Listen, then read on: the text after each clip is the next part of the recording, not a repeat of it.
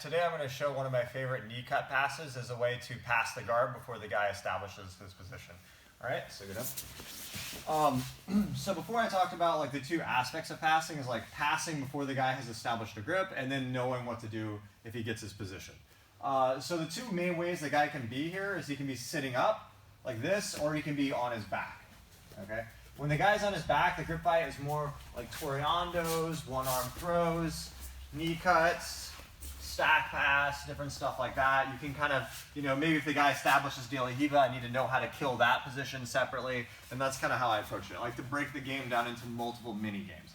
Okay, so one of the more difficult places to pass the guy like immediately is when he's sitting up. Partly because the guy has his hands active and he can grip fight more. So if you come in and try to engage a little bit, it's easy for the guy to get a lasso, to get De La Riva, to grab your lapel instead of worm guard. So it's really difficult. When I approach this, I really want to keep my distance from the guy before I execute a move.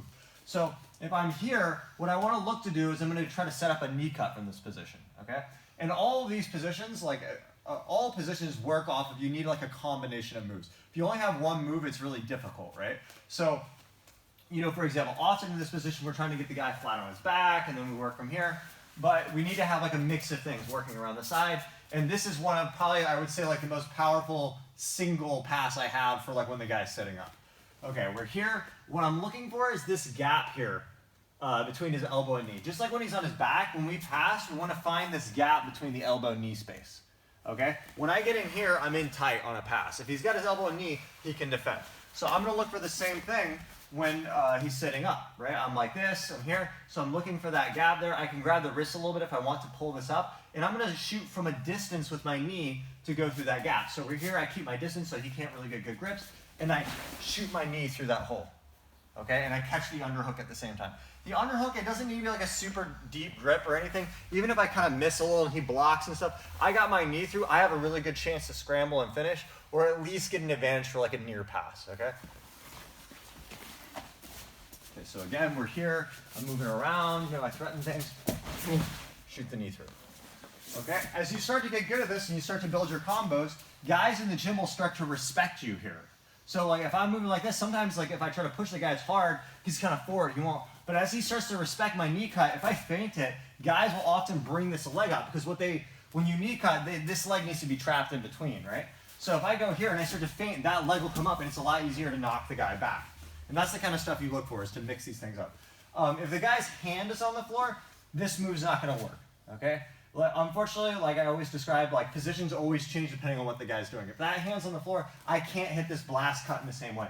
If you're good at knee cutting with both sides, which most people are not ambidextrous with their knee cuts, you could go the other way. I could be here, and I could step in and hit this side, right? So if you feel comfortable doing that, that's a great way to go for it.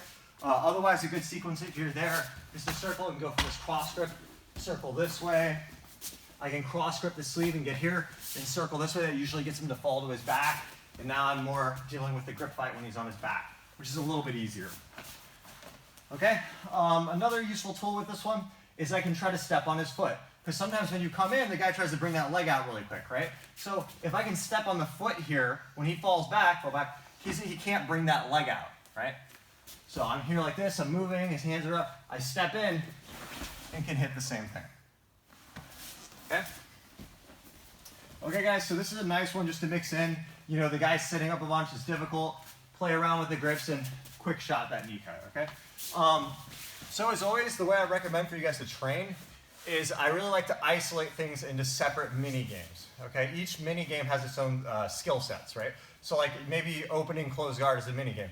You're good at opening the closed guard, but you're bad at passing spider. So then you work on, say, passing the spider guard. You start in the spider guard, you get good at either passing it or getting out of it. So a good way to train this stuff is just start from here, and then if I pass him, we stop. If he establishes a guard, like a worm guard, a lasso, a De La Riva, we stop. That's gonna help you train to start to get good at this pre-passing game, right? And of course, it doesn't matter if he does tie you up, then you just learn to deal with that guard separately, okay? All right, guys. If you guys have any questions, please comment, ask. As always, the best thing you guys can do is share, like, and subscribe. Thanks a lot.